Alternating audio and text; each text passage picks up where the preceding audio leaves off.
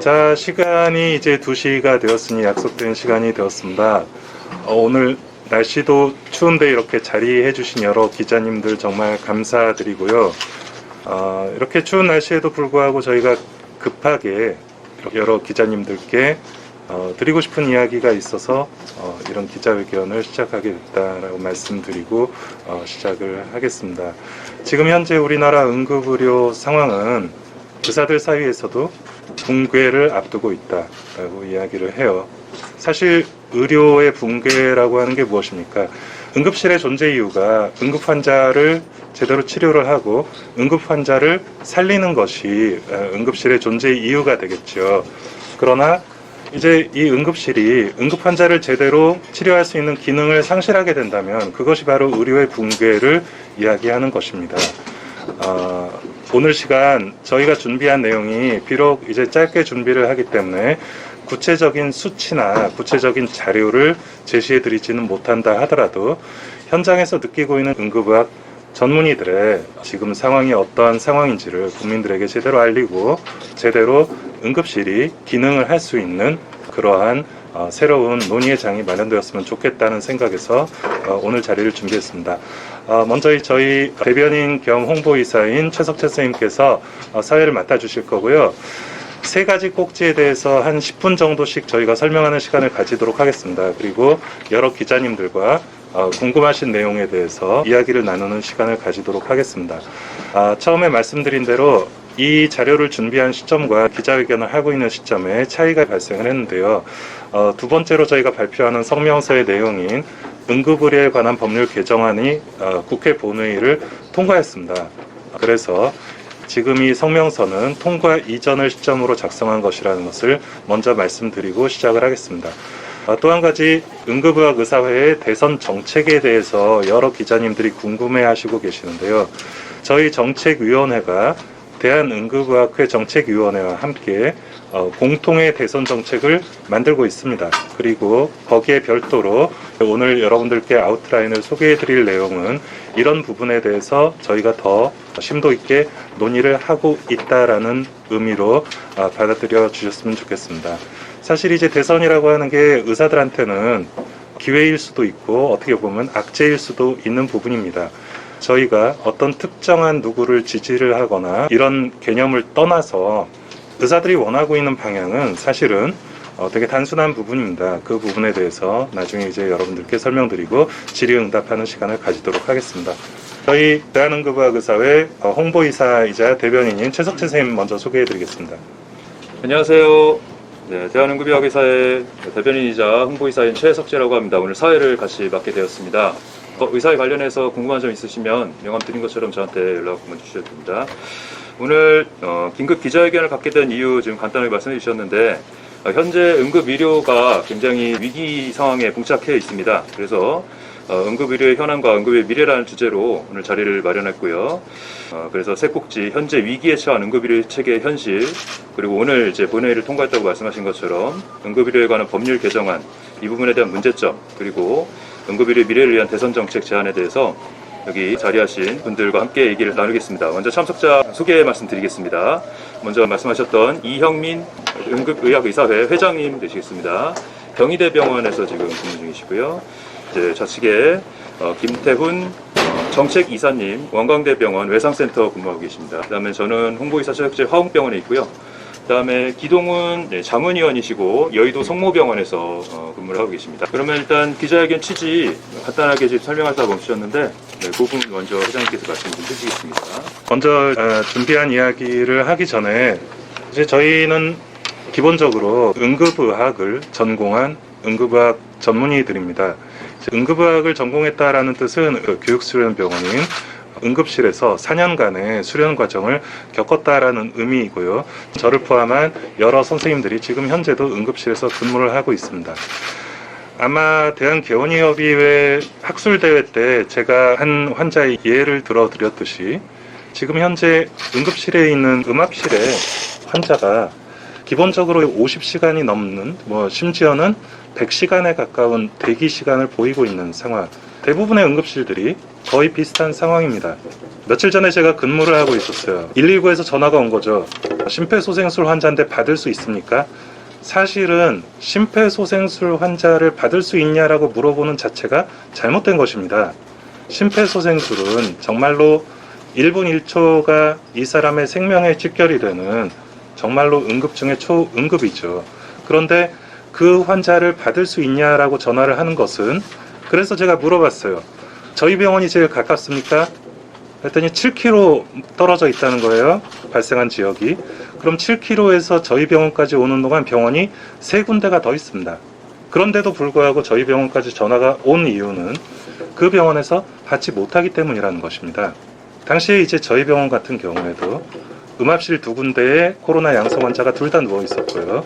심지어 아직 코로나 양성이 나오지 않은 발열 환자가 소생실에 누워 있었습니다.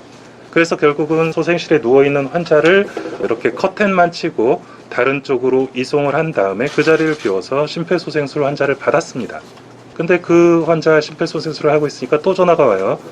이번에는 코로나 양성 산모인데 받을 수 있냐는 거예요.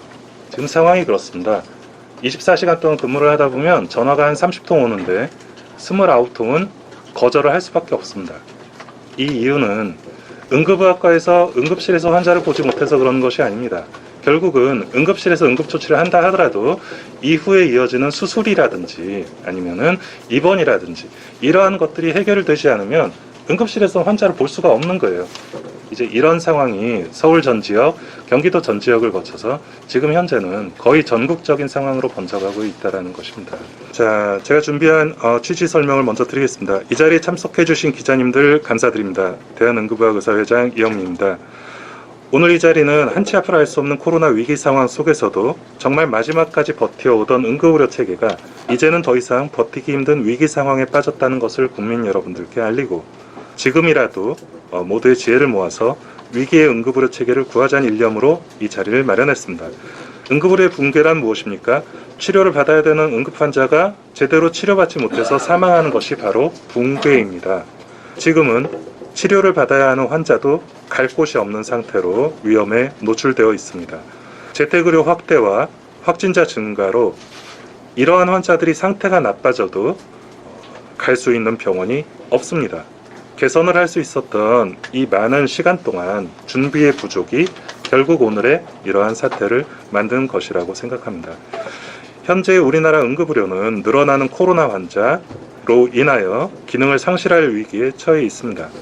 기나긴 코로나 대응의 최일선에서 감염의 위험을 무릅쓰고 최선을 다해왔던 현장의 응급의료진들은 피로와 좌절감이 극에 달해 있고, 그나마 이때껏 간신히 버티고 있던 코로나 외의 중증 응급 환자들도 이제는 제대로 치료받지 못할 상황에 이르렀습니다.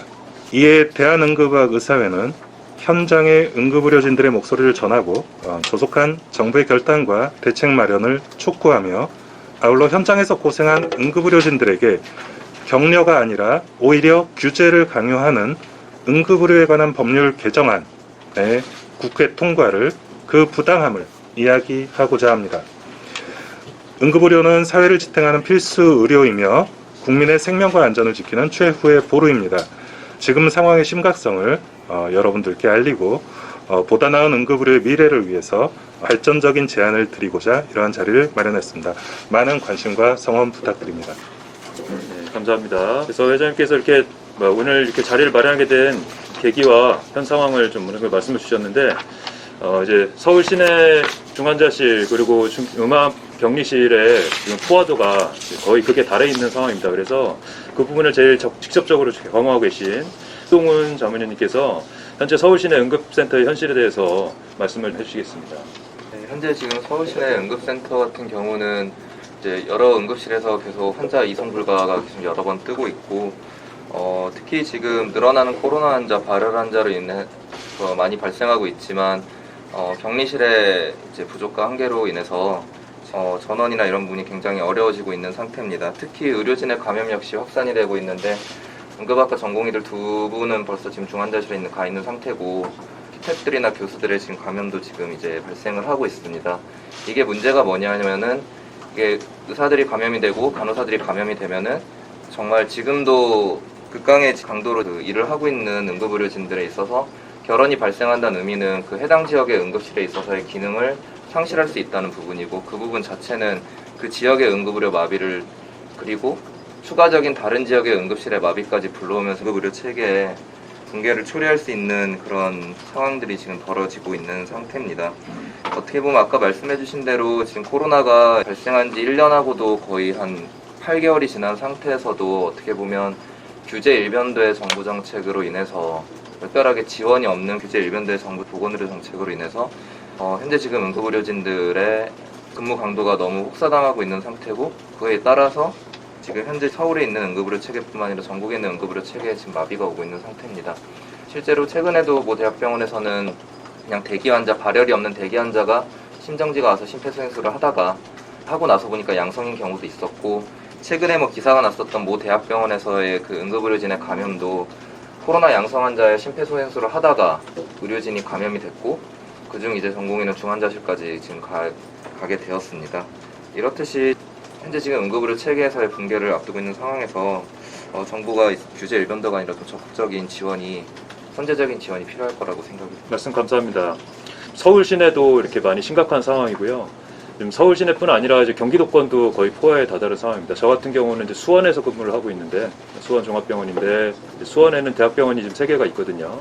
그 대학병원들도 지금 포화 상태라서 능력이 안 되는 저희 병원에도 계속 문의가 오고 있고, 그래서 저희도 뭐 기술 확충하고 이렇게 하고 있긴 한데, 이제 그 시간이 걸리고 또 인력들이 또 이제 감염 문제가 있다 보니까 같이 계속 근무를 할 수 있는 게 아니고 1주, 2주 이렇게 또 쉬게 되는 상황이 생기고, 그 상황에서 또 악화되는 분들도 이제 앞에 말씀하신 것처럼 이제 중환자실 간 전공의들처럼 그런 일이 생기기도 하고, 이런 상황이 지금 계속 벌어지고 있습니다.